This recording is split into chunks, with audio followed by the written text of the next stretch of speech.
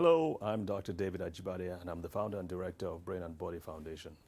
Our goal is to empower people everywhere with the knowledge they need to take better control of their health. And a lot of our focus, as if you've been following our series, has been on the black person and the Nigerian because I think we need a little bit more help, in my opinion. So, this series of talks, this one we're about to start, is going to be focused on sickle cell disease. And it's going to be entitled Breaking the Cycle of Pain. And if you've met a child with sickle cell disease, you know that it's a very, very painful and distressing experience for both them and for their parents and their family as well. So, and I think it's very, very important that we take a close look at this. Now, when Nigeria is concerned, we have over 2 million sufferers of sickle cell disease. That's ridiculous. And for the most part, the same treatment, from what I've seen, the same way we've been managing these kids when I was a medical student is the same way we're dealing with them now, with a few minor improvements here and there. The challenge is that these kids, even when they're on medication, they still tend to suffer and die. We have many in our foundation who have come and they've been on the regular medication and they're still having the crisis. They're still having to be admitted in the hospital. So we said, well, let's take a close look at this thing. And if you know what we've been doing before, we were just managing children with brain disorders. That was our whole focus. Sickle cell disease was not in our radar at all. We're dealing with cerebral palsy. We're dealing with meningitis. We're dealing with just brain disorders. But what started happening was that we started having patients coming to us who had had strokes. So that's a brain disorder. I mean, strokes at the age of 4 years of age, 9 years, 10 years, strokes. Imagine that. And of course, this were happening because of sickle cell disease. So we started to look at sickle cell disease and say, well, what is going on here? What can we do based on our knowledge of how the brain works, how the mind works, how the body works? And what are the weaknesses that we can address? What can we fix? So it's like going further back upstream to build up the body so the body doesn't have crisis. And that was our goal. Let's try and reduce the crises by as much as 90%. And we've had about 50 or so far, and we've been making some good progress where that's concerned. So it's been very, very encouraging and very rewarding, not just for the patients, but for us as well, because it's really good to see when your interventions pay off. So let's talk about sickle cell disease. The key thing with sickle cell disease, as many of you may know, it's a blood disorder. It's a genetic blood disorder, which means that you inherit it from your parents. The key thing is that the blood cells, the normal blood cell, as opposed to a sickled blood cell, lasts for about 120 days. A sickled blood cell lasts only 20 days. It is not it is not as pliable, it is not as flexible. From the pictures you will see this. It tends, under periods of stress, maybe there's not enough oxygen or maybe there's emotional stress, it tends to form a sickled shape easily. And once it forms a sickled shape, it becomes harder and harder to move through the blood vessels, especially the smaller blood vessels. And once that happens, there's the likelihood it can block the blood vessels.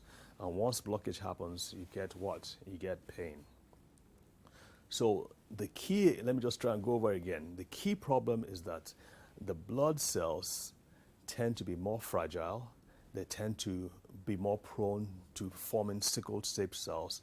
These sickle-shaped cells can block their blood vessels. That's why children have bone pains, stomach pains, chest pains. They call them syndromes. And those can be very, very distressing, like we discussed. The other thing that those cells can do is that they can rupture. Again, I mentioned that they are fragile. They last only about 20 days as opposed to 120 days in the normal cells. So those cells can just rupture spontaneously, especially under stress. And once that happens, the child's blood levels will go down, and you see fatigue. You see, in some cases, stroke. In some cases, the child just can't do anything again. He faints. So those are two things that can happen once a blood cell becomes a sickled blood cell. It can either rupture or it can block your blood vessels. Neither of them is good. So our goal was to say, okay, what can we do? What are the circumstances and the situations that make these cells rupture or make these cells form that sickle shape in the first place? What can we do to prevent them? And what we saw was that there are four main areas that we can address that can help to minimize the formation of these sickle-shaped cells and cause crisis. One of them we found out is that children with sickle cell disease tend to have high levels of infection, and without going too scientific, their immunity, children and adults, their immunity is lower than the average person's immunity. So that makes them more prone. Number two, they tend to be more inflamed, and that's a term. Inflammation is a term that you may have heard of before, but inflammation here, we're talking about inflammation within the blood vessels. Once these cells rupture, once these cells cause damage to the lining of the blood vessels, the body responds. If you've watched any of our series on cardiovascular disease, you know how important it is that the blood vessels be clean and healthy. But in children with sickle cell disease, in adults with sickle cell disease, those blood vessels are damaged continually because of this problem. So inflammation is another thing. The third thing is free radical damage. Have you ever heard of oxidation or oxidative stress? I'm guessing maybe not. But think of your body as a machine, as a car. A car, you put in fuel, the car burns the fuel, it produces what? Waste products as well as energy. The waste products have to be gotten out. And how do they go out? Through the exhaust pipe. So the car produces energy and waste products and soot and smoke and all that goes out through the exhaust pipe. In the same way, our bodies burn fuel, meat, rice, beans. They burn them and produce energy to make our bodies work. Our bodies also produce waste products. These waste products have to be neutralized and taken out of the body. What these waste products, for the most part, are called free radicals. And our bodies has to produce anti-free radicals or antioxidants, which help to neutralize and remove these toxic products. What happens when children with sickle cell disease, in addition to the fact that they are burning fuel and producing waste products, is that in addition, the sickle cells produce, especially those that rupture, produce high levels of free radicals, which basically overwhelm the body's natural ability to neutralize. And so we have a problem. These children tend to have high levels of free radical damage. The third one, or the fourth and final one, is that blood flow. Blood flow is impaired, and you can see that's pretty obvious.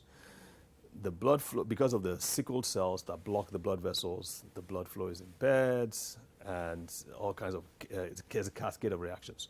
So our thought was, can we produce nutrients? What can we use to repair, that we can give these kids that will repair the blood vessels so the blood can flow freely and smoothly throughout the body and not get blocked or not get hampered or impeded. So again, those are the four horsemen: infections or immunity, 2, inflammation, 3, free radical damage, and number 4, blood flow. And so we decided to address these things, and we began to see some tremendous improvements. And we'll talk about some of them in the future.